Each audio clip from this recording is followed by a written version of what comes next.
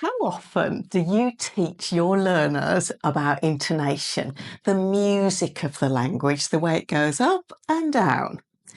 If you're like most teachers, probably not very often.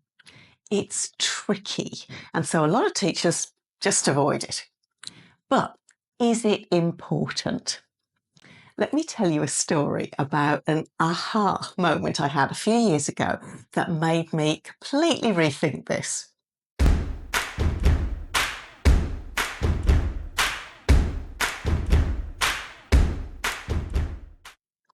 If this is the first time we're meeting, I'm Joga Conga.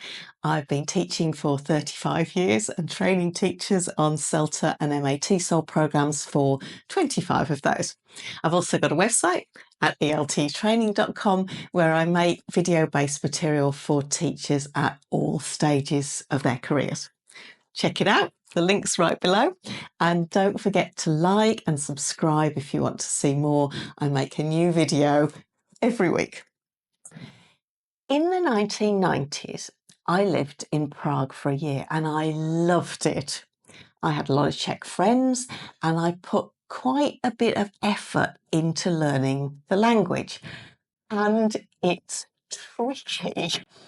It's got 7 cases, so it felt like some kind of mad grammar puzzle a lot of the time. Anyway, after about 6 months, a friend said to me, "You know, your Czech is getting quite good." and at this point my chest's puffing up and I'm feeling quite pleased. "But you always sound as if you're talking to a child." Deflated ego, but mind blown. To put this in context, Czech has much flatter intonation than English does, and I knew this, but I couldn't bring myself to speak like this because to me it sounded as if I was being really boring. It wasn't that I didn't know I should, I just didn't feel like me. And there was the aha moment. I'd spent the previous 6 months imploring my Czech people in my classes to make their English more intonated because they sounded so bored.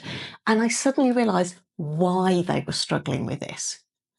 A flatter intonation in Czech terms makes you sound serious and intelligent. It's how adults speak. And what I was trying to make them do just went against the grain of them as people. It made them feel as if they were talking to children. And this didn't sit with who they were. And here's the rub. It is worth focusing on pronunciation and raising awareness of intonation because it can have much further reaching consequences than just people understanding the word you're saying. But be aware that the way you speak in any language, including your first one, is part of your identity, and so it's not always easy to tamper with. Just something to think about. If you enjoyed this, you'll love my Teaching Pronunciation Made Easy course. Check it out in the link below, and I hope to see you soon.